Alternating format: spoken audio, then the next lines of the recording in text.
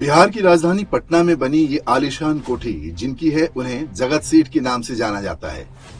खंडहर बन चुकी इस कोठी का इतिहास हम सभी को जानना चाहिए।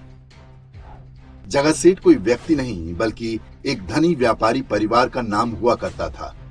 बंगाल समेत देश के कई शहरों में इनकी विशाल कोठियां थीं। जगत सेठ के बारे में प्रसिद्ध है कि वे मुगलों से लेकर अंग्रेजों तक को पैसा देते थे, लेकिन ये परिवार कभी भी मराठों या किसी हिंदू राजा की आर्थिक सहायता नहीं करता था। उन्हें लगता था कि अंग्रेज और इस्लामी शासक ही असली राजा हैं। इस मानसिकता का क्या परिणाम हुआ, ये उन सेकुलर हिंदुओं को अवश्य जानना चाहिए जिनके सिर से मजहबी एकता और गंगा जमनी तहजीब का भूत अभी तक नहीं उतरा है। पहले एक नजर जगत सेठ परिवार के इतिहास पर। 17वीं शताब्दी में राजस्थान के नागौर से सेठ हीरानंद साहू का परिवार पटना में आकर बस गया। उनके बेटे माणिक चंद ने व्यापार को पूरे देश में फैलाया। बंगाल के दीवान ने उन्हें पूरे राज्य में लगान वसूलने का काम दे दिया। इसके बाद तो मानो उनकी लॉटरी ही लग गई। पटना के रास्ते बंगाल के पूरे व्यापार तंत्र पर एक प्रकार से जगत सेठ का आधिपत्य हो गया। उस कालखंड में जगत सेठ की संपत्ति की तुलना बैंक ऑफ इंग्लैंड से की जाती थी।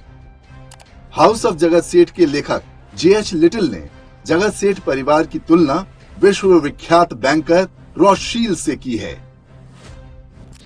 औरंगजेब के मरने के बाद जब मुगल साम्राज्य तेजी से कमजोर हो रहा था, तब जगत सेठ ने उनकी हर संभव सहायता की, जबकि इसी समय मराठे तेजी से भारत को अपने अधिकार में लेकर हिंदवी स्वराज्य की स्थापना कर रहे थे।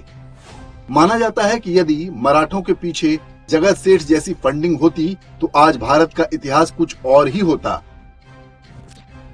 जगत सेठ परिवार बाद के समय में अंग्रेजों के साथ मिलकर गद्दारी करने वाले मीर जाफर का करीबी हो गया।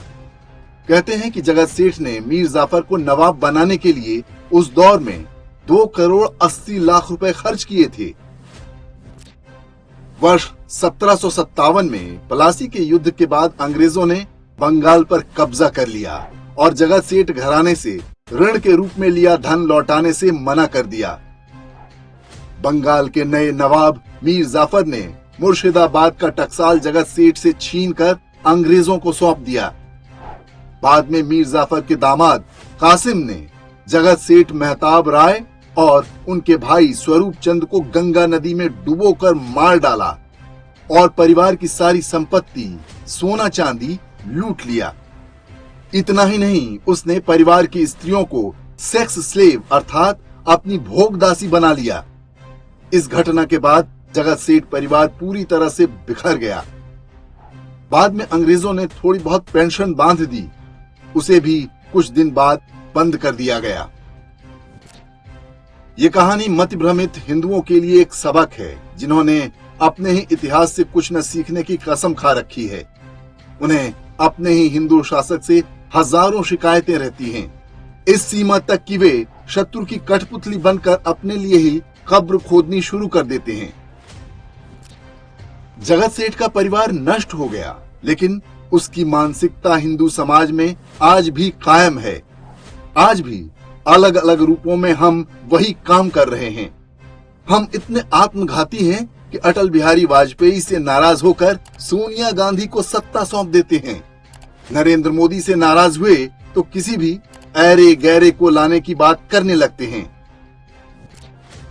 शहरों और गांवों में हमें कोई हिंदू एक्सटॉर्शनिस्ट बुरा लगता है, लेकिन मुख्तार अंसारी, आजम खान, अतीक अहमद जैसे गुंडों को खुशी खुशी हफ्ता देते हैं।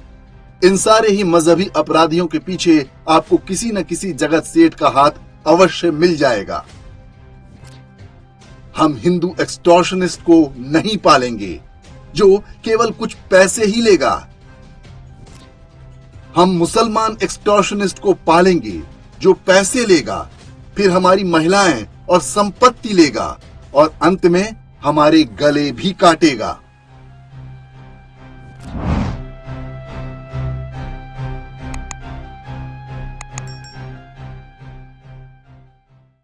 इंडेक्स ऑनलाइन के वीडियो समाज को समर्पित हैं। आप इनको डाउनलोड करके जैसे चाहे वैसे प्रयोग कर सकते हैं। चाहे तो आप हमारे टेलीग्राम चैनल से जुड़ सकते हैं। वहां सारे नए पुराने वीडियो आपको मिल जाएंगे। हमारे सोशल मीडिया लिंक हर वीडियो के डिस्क्रिप्शन में होते हैं। हमारा एकमात्र उद्देश्य हिंदू समाज को जागृत और एकजुट करना है। इसमें सहभागी बने। धन्यवाद।